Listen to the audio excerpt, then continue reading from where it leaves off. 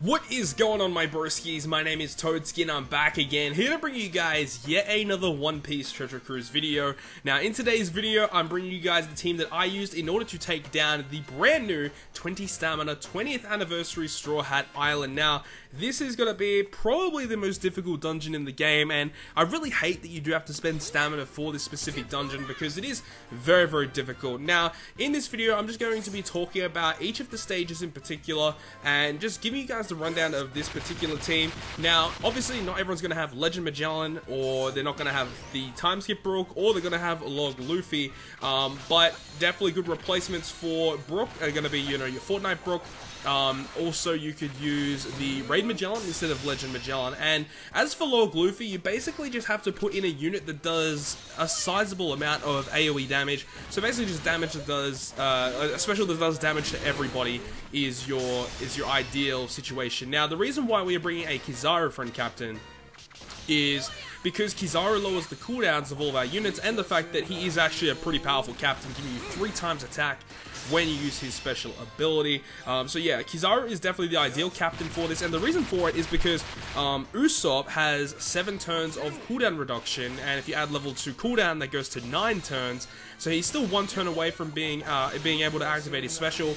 And what we will do here is bring that Kizaru friend captain in order to make Usopp ready to go on that first turn. And the reason for that is if the Larpens on the very first stage here, if they get a chance to attack you, they will apply a 50-turn health debuff or a recovery debuff where you can't heal, which basically makes zombie teams completely useless and completely destroys zombie teams. So you have to bring someone to delay the Larpens on the first stage, or find a way to kill them without them attacking you. That is the idea here with this team. But obviously, with a lot of zombie teams, the whole idea of them is to limit down the enemies down to 1 enemy, stall for your specials, kill the enemy off, and then you just move on to the next room. And with the way that it works, with Brook as your captain, if you're above 50% health, you don't die. And the way that it works well is the fact that you have the Rocket Man to go ahead and lower the HP of all of our characters that are not powerhouse by, I think it's like 90% or something. So it's a pretty sizable amount, 99%, 95%.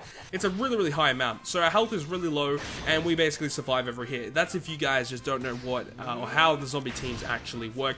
I'll actually speed up all the parts that have stalling and stuff like that, because obviously we don't want to stick around for the stall. On room 3 here, we have a whole bunch of the giant characters. Now, we really do not want to take multiple hits from these guys, and this is why we go ahead and use our Log Luffy special, just to get a sizable amount of AoE damage. And our target here is to just get down to 1 single enemy, and then we can stall for our specials that we did use, and then move on to the next room. So after all of this stalling has occurred, I'll see you guys on the next room, which is against the Usopp.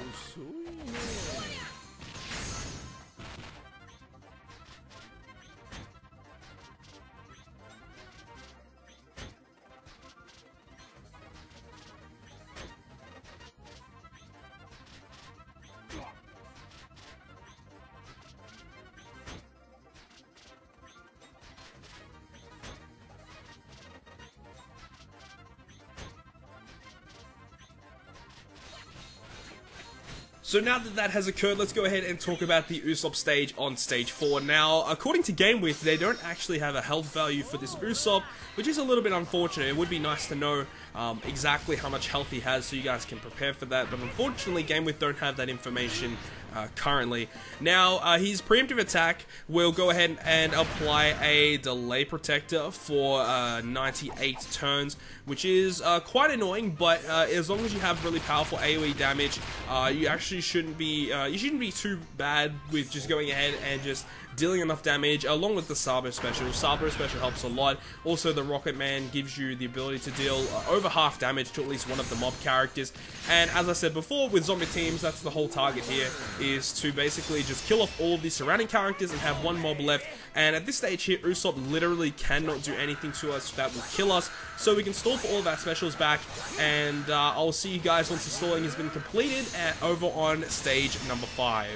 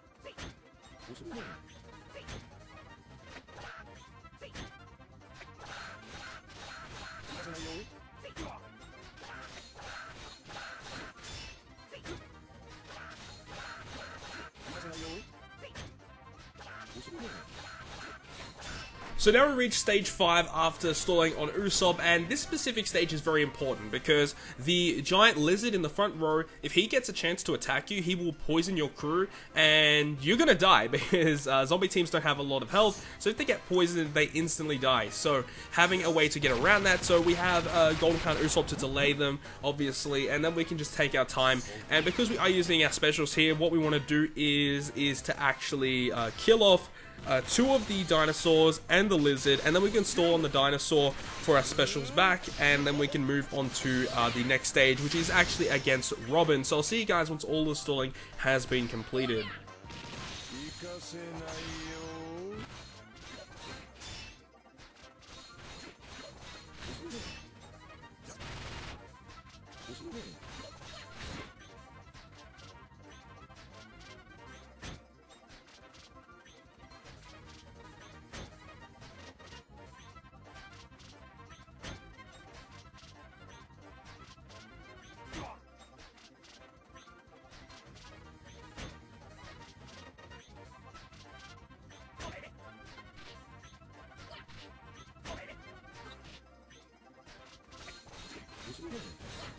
So now we move on to stage 6, which is going to be against the 20th anniversary Robin. So what Robin will do is that she'll go ahead and change all your orbs into tandem, and then they get locked for 2 turns. So having someone that could potentially treat tandem as beneficial is going to be really, really nice against this specific stage here. But overall, this stage isn't actually too bad. But one thing that you do need to know is that once Robin is actually defeated, and if you're not using a zombie team, then this actually needs to be taken note of. If you're using a zombie team, it doesn't matter. But once she's defeated, she actually does 7,000 damage to your crew. So make sure that when you kill her, if you're not using a zombie team, to ensure that you have at least over 7,000 health to withstand that attack from Robin. Otherwise, you're going to die right there when she's defeated. But once again, we've killed off all the mob characters, so we're going to be stalling, and I'll see you guys on stage number 7.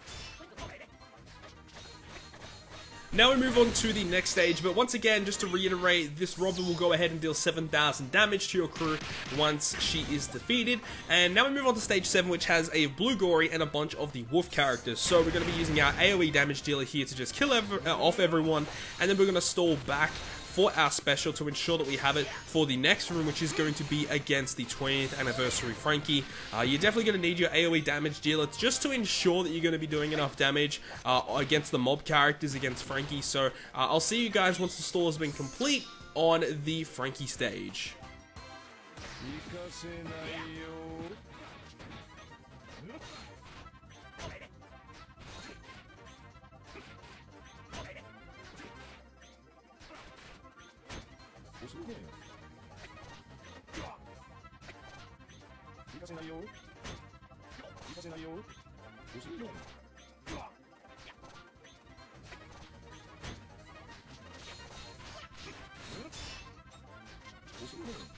So now we move on to probably one of the most difficult stages in the whole dungeon. If you don't count that first stage, it's pretty hard as well. So Frankie himself has a, I believe it's a 35 hit barrier, combo hit barrier, and he also does preemptive damage, and he also will change all your orbs into block orbs, and he is surrounded by 3 other characters. Now, he has extremely high defense. I remember when this first came out on Japan, I believe Sekapoko was trying to take down Frankie, and I think he did over 5 million damage to Frankie, and it still didn't take down the shield. So this guy has some extreme defense, so there's really not many ways you can get around this, but the way that we're going to get around it is using Magellan. So Magellan's poison does go through barriers, and he doesn't have a debuff protector. He does have a delay protector though, so that is going to be annoying for some people, because you cannot delay this stage unless if you have 6-star plus Usopp, which in a lot of cases not a lot of people do have that Usopp. And he has that defense shield and the combo shield for a very long time, so he's quite annoying to take down. But what we're doing here is just stalling off all of our specials to make sure they're ready to go. Then we're going to go ahead and activate our Magellan. If you activate the poison too early, you'll move on to the next stage without all of your specials active. And that is the most important part, to stall for your specials first, and then go ahead and use your poison so all your specials are ready for the following stage after the Frankie one. So after all of the stalling is complete, I'll see you guys on the 9th room.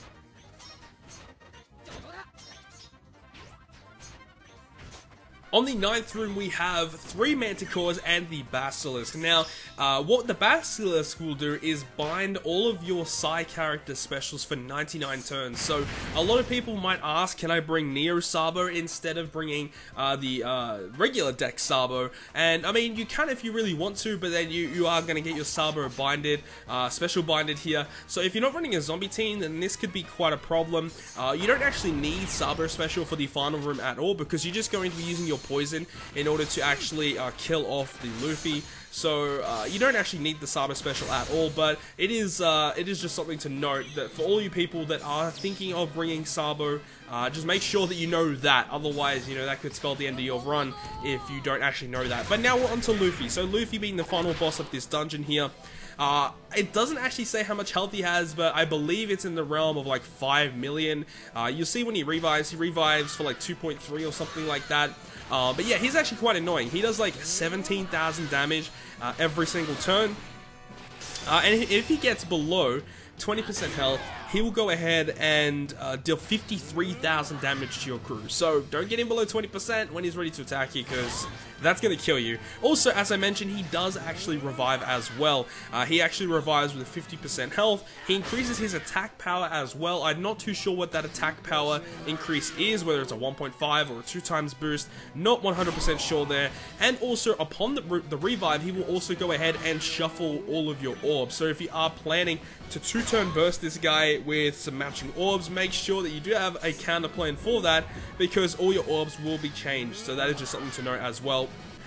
Overall, that's pretty much the team in order to take down this specific island, the team that I use. Now, after this, guys, there is going to be another island that will come out later on with the second batch of 20th anniversary Straw Hat characters, and we will be getting a very similar island to this. It's not going to be the exact same. They will have different special abilities that you guys will have to take care of, but the rewards are still going to be the same. So we get, I think it's like around about 46 gems. We get a guaranteed skill up book. We get 1 each of the +10 cotton candies. We get some tomes, princess turtles. It's a really good event. Obviously, not everyone's going to be able to beat it. It's extremely difficult, but it's still a really, really cool event that they are bringing out. So hopefully you guys did enjoy this particular video, and if you guys did enjoy it, make sure to smack the like button down below. And if you want to stay up to date with all the content I post on my channel, including more One Piece Treasure Cruise content, make sure to hit the subscribe button down below. But without further ado, I'll see you guys within the next video.